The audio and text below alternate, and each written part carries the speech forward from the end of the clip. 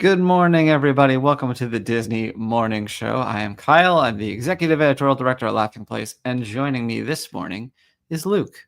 Hello, Luke. Hello. My favorite string of numbers is 625 4321. I mean, if the next time you need Powerball numbers, you know what to do. Let's say Go for the speaking 25. of hellos, let's say some hellos to the people before we get into how we start the show. Yes.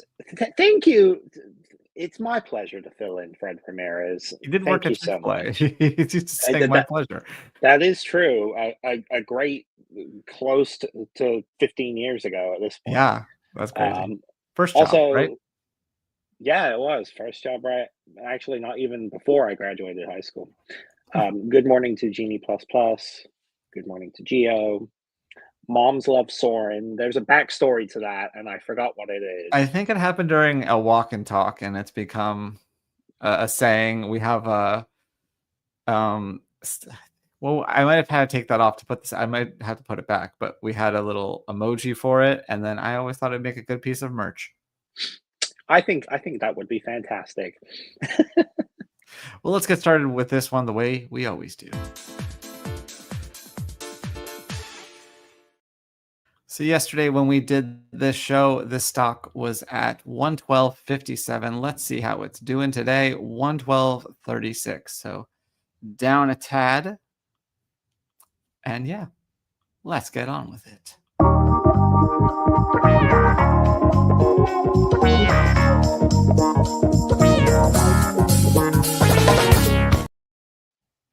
We're going to start off today over in Shanghai. We're going to soar over to Shanghai, I should say.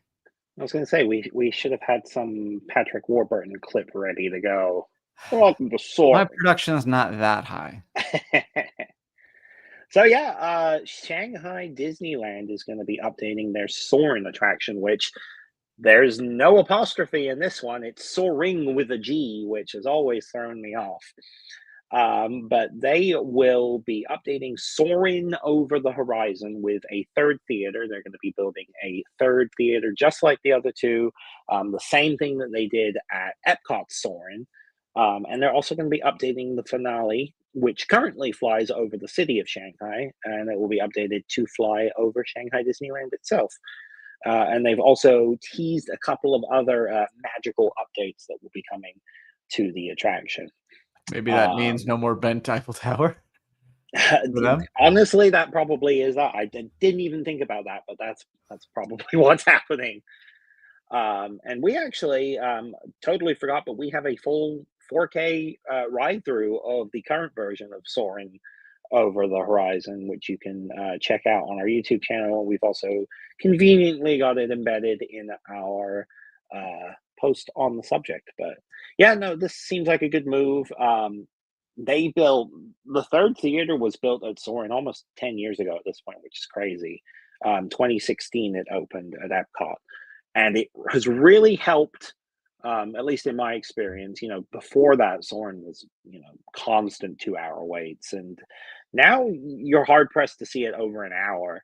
And I think part of that has to do with, obviously it's not the newest attraction anymore. Yeah, More but people are adding interested in, 50% capacity helps. yeah. Um, and it's 87 seats per theater. Don't ask me how I know that. I used to Yeah. work there. So there's a lot. It's going to help a lot, especially considering how busy Shanghai Disneyland can get. Yeah. Shanghai was my first Soarin' around the world. It opened, I went to the grand opening, and so I got to do it almost like 2 days before everybody else because it opened a day early.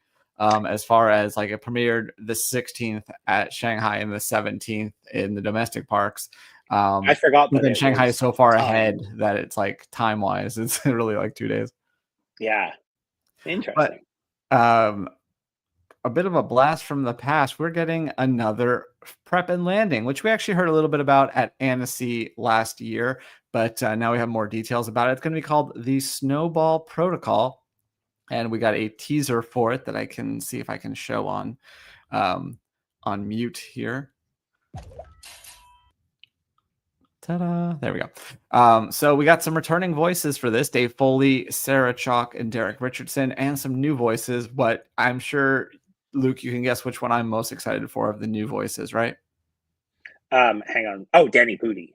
Danny Pudi, who played Abed Yeah. on Community, is going to be in this one, so that's exciting. Also, Dulce Sloan, who you might know, she's a comedian. She's also been on The Daily Show, and she's on Great North.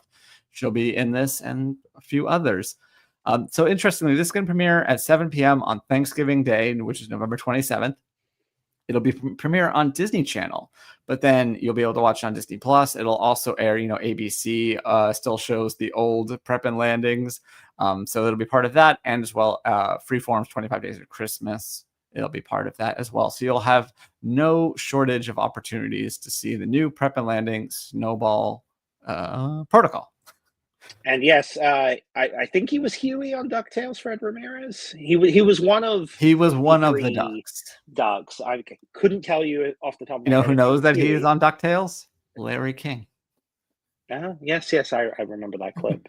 Also, to Stephen, hello everyone from Wyoming. Nice. Hope Wyoming's doing well. And I also hope that Manny Jacinto, who's going to be in the special as well, hope he's not using an English accent, because that is probably the worst part of Freakier Friday, a movie I actually enjoyed quite a lot, but his English accent was He was doing an terrible. homage to Dick Van Dyke and Mary Poppins. Even Dick Van Dyke's, at least Dick Van Dyke sounded like it was attempting to be English. Fair enough. Well, yesterday we talked about the new Mandalorian and Grogu trailer, but today I wanted to point out something that our Mike Celestino wrote about, which is there's a very small reference to the Galactic Starcruiser, which was at Walt Disney World. If you read Arabesh, this little sign there that is blurry because it is small, it says Halcyon, see the galaxy, and the ship design is the same as we saw the what the Halcyon was supposed to be, like that. So that is one of several Easter eggs and observations that Mike made. So this is a separate article, but you can also check out his full shot-by-shot breakdown of that Mando and Grogu trailer over on Laughing Place. The Galactic Starcruiser, one of the rare things at Walt Disney World that you have done that I have not. I will carry that to my grave. Thank you. But speaking of getting sneak previews of things, Tron, a special look, is going to be now on Disney Plus. So basically, it's one of these where they show like kind of an extended scene and then have a teaser for it. It seems to be new. I thought that sometimes these are ones we've seen before that air during a football game or they put them on YouTube. This seems to be new. So you can watch that on Disney Plus. It's about 4 minutes in total. And yeah, it leads up to the release of the movie, which is coming to theaters October 10th. Are you looking forward to that one, Luke? I am looking forward to it, but there's quite a few things that are making me kind of weary about it. I am not really too familiar with the work of Nine Inch Nails, but there's going to be no topping that score from Tron Legacy. You mean people won't get as I hyped haven't for a Trent Reznor cameo as they were for the Daft Punk cameo? I haven't listened to the soundtrack. It is available to listen to already. I'm kind of feeling like I might wait till I have seen the movie to do that. But yeah, there's going to be no living up to that. I'm also not the biggest fan of Jared Leto. I think he's kind of pretentious. Yeah. So I'm not too excited about those elements, but otherwise the movie looks interesting. So I have decently high hopes. I will say my wife is a big fan of the score that Trent and Atticus did for Soul. They did like the ethereal music while John Batiste did all the jazz stuff. So we actually have the vinyl of the Trent Atticus stuff on from Soul, which is I like it as well, but she really enjoys it. It's also good, like, lo-fi beat stuff you could put on in the background. Gio said the soundtrack isn't too bad. Isn't too bad. That's a ringing endorsement from right? Mr. Ness. Yes. But we're going to move on to something that's exciting to people who like expensive mugs. Yes, if you like expensive and somewhat creepy mugs, then this Evil Queen mug that seems to kind of recreate the iconic scene from Snow White's, I guess it's called Snow White's Enchanted Wish these days, But does it but you have may, this scene in that version, or is this from Scary it Adventure? does, it does Okay, actually I've have, never been on it, so it was an honest question. um, Snow White, slight tangent here, but Snow White's Enchanted Wish, fantastic overlay for or redo of the Scary Adventures. That ride has never been better. I love that. Like I never used to like going on Snow White that much, and now that they changed it, every time love it. But yes, this new Evil Queen mug will be available at Trader Sam's Enchanted Tiki Bar at the Disneyland Hotel. They're going to be doing a mobile order release for it on October 1st, so you'll be able to pick that up from the Grand Ballroom at the Disneyland Hotel, and then starting on October 2nd, it will be available at Trader Sam's itself. But if you want to get it in a somewhat easy fashion, you can purchase it via mobile order, and you'll get a return time between 4 and 9 p.m. That does sound like a much easier option. Yeah. Well, in some Disney Cruise Line news, the Disney Destiny has started its conveyance process as it transports on water, open water for the first time. It will travel about 20 miles down the Ems River through a series of locks and channels over in the on its way to the Netherlands. So yeah, hopefully this goes well. We don't want any more delays for this ship. This ship is still on schedule for November. It's the Adventure that's been delayed until next March. So, congratulations to Disney Destiny. Hope all goes well and people will get to enjoy it in just a few months. I think this is a more straightforward ship for Disney. Hmm. I don't see the delays, there being a delay like there is with the Adventure. But speaking of water related delays and closures and cancellations, Yeah, if you happen to be hopping on a plane to Hong Kong Disneyland in the next, well, honestly, you you might not have to be even, on there.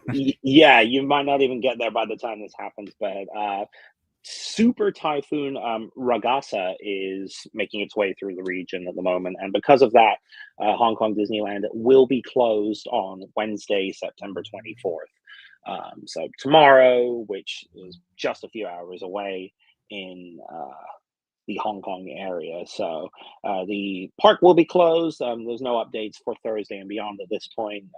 Just depends on what the effects of the storm are.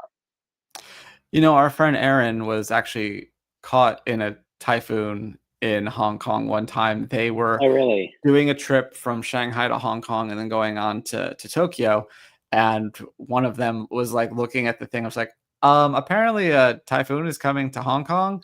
And so they had to rearrange and make sure instead of like, getting locked out of Hong Kong, got there early. So I had to leave Shanghai early, get to Hong Kong, got some time in the park, and then rode out the storm. So yeah, it's unfortunately Great kind of timing. common over there. Very just like Florida. It's Yeah. tropical and is prone to those sorts of things. But then finally, wrapping up this segment, Disney and specifically National Geographic have acquired a new documentary about storks called The Tale of Cillian. I'm going to go with Cillian. It's Cillian been seems playing right. at a few different festivals, including the Venice Film Festival and Toronto International Film Festival. Now that Disney's purchased it, the plan is to play it at some more festivals, then bring it to theaters for a regular release, and then bring it to Disney Plus. So you can keep an eye out for that. We don't have any release details just yet, but yeah, always something coming for National Geographic. And I've had my share of bad reviews. I still remember my first good one, though. Everything else in this production of Our Town was simply terrible. Joey Tribbiani was abysmal. And so even though this segment is about reviews, and he said reviews in that thing, I said the reviews are in. This is not a review. This is a social reaction. Just so we're all clear on that, Mike Mack shared his social reaction to the new Marvel Zombies coming to Disney Plus tomorrow. He says it's a horrifically good time. The new series dives into the horror genre and embraces the craziness of its premise in the most fun ways possible. So ahead of that, he does have an article, a feature looking at how we got to this series, because if you remember, What If had some zombie-related episodes that may or may not be relevant. I think he'll probably explain that to us.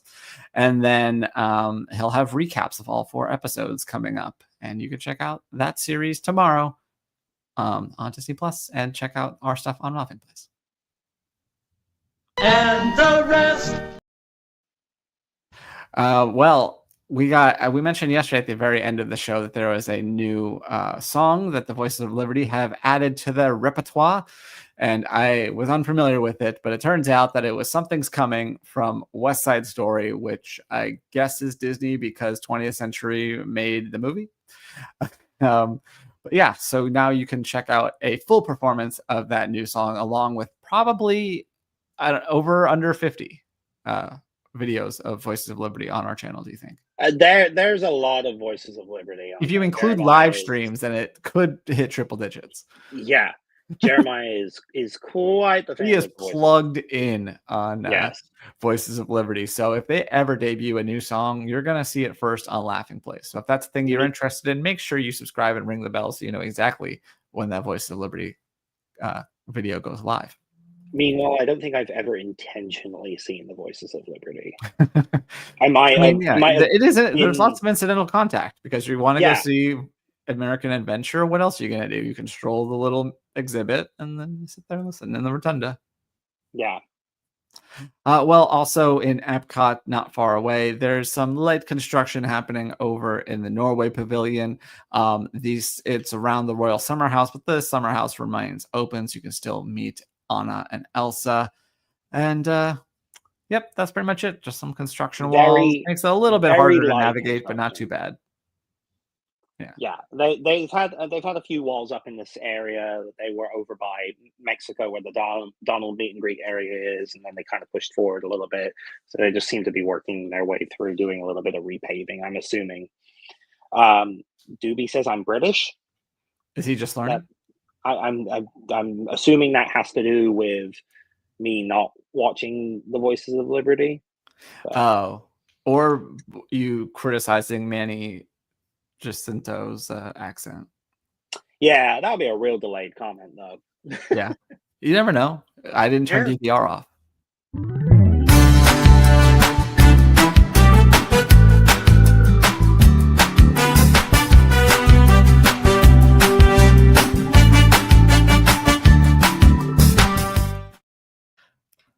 Luke, what's the temperature in Orlando right now? Hot. Well, probably not that hot. Still upper 80s. Okay, but I don't know if you knew this. Yesterday was the first day of fall. Yeah. Where apparently for me it means falling of the rain because it's been raining constantly. But nope, that's the wrong article. I didn't pull it up yet. In honor of the first day of autumn, would you say autumn or fall? Do you mix them up? Do you try to be fancy and say autumn? Okay. I say fall, yeah. Most of the time.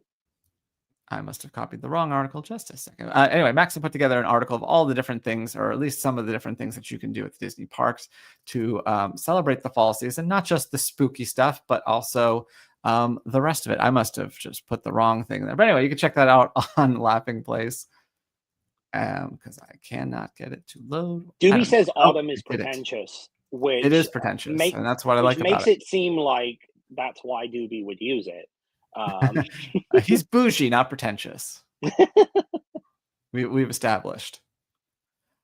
So yes. Anyway, you can check out that article over on Laughing Place. After all that, lots of fun stuff going on for the fall season. Spooky and not spooky. Not so scary. Not so spooky. All right, Luke, are you ready for your quiz? Let's do it. On this day in 1920, an actor was born. His Disney credits include The Fox and the Hound, Lady and the Tramp 2, The Phantom of the Megaplex, and he has a brief cameo in The Muppets, the Jason Segel Muppets. Is it Mickey Rooney? It is Mickey Rooney. I'm impressed. That was a good job. Someone by your side to sing. Yeah. Someone by your side to sing. Also impressive. Love that song. On this day in 1959, an actor was born. His Disney credits include Hunchback of Notre Dame and It's Tough to Be a Bug, but he's most well known for one of the best sitcoms of all time. is it the guy that voiced I would focus Quasimodo? on Hunchback. Yeah, Quasimodo, right? Not the one who does Quasi. No, he does a different Okay, character. the guy that voices.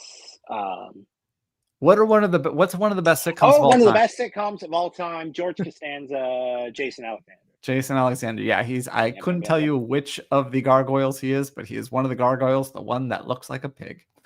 On this day in 1978, an actor from the Marvel Cinematic Universe was born. Chris Evans. No, apparently you haven't been playing Sorcerer Street because you would know this answer. His most recent entry is Captain America: Brave New World. I have been playing Sorcerer Street. I just forgot. Anthony Mackie. Yes. On this day in 1980, a Walt Disney World attraction, dare I say e-ticket, soft opened at Magic Kingdom. Soft opened in 1980. Big Thunder Mountain? Big Thunder Mountain, really, yes. On this day in 2001, an attraction opened at what was then Disney MGM Studios. Is it Who Wants to Be a Millionaire? No. Oh. One Man Scream? Yeah, I was going to say it's still there, sort of, sometimes. Yeah, One Man's Dream. More often than you'd think, actually. Yeah, so I mean, I guess it depends on what you consider the attraction. Like the whole hallway of history is always or nearly always open, but then the movie is sometimes a movie preview and sometimes the actual film. So and they haven't been doing movie previews as much as they used to. Yeah. And finally, on this day in 2009, a ABC sitcom was born. Cougar at Town? D23 Expo to roarious applause, especially one joke in Modern particular. Family? Modern Family, yes. Okay. Nice. I don't know why Cougar Town was the first thing that popped into my head. If you want me to take it seriously, stop saying its name.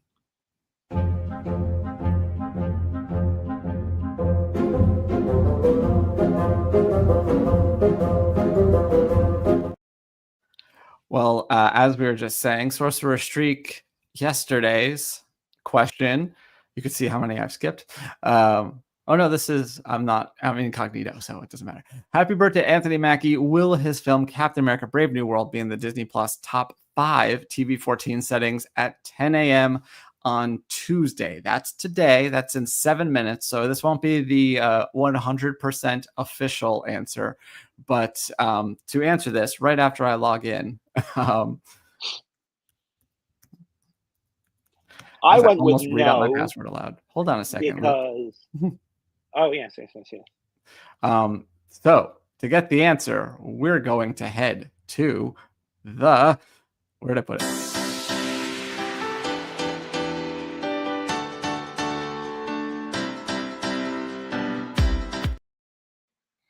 I love the will I say to be on it. That's great. Yes.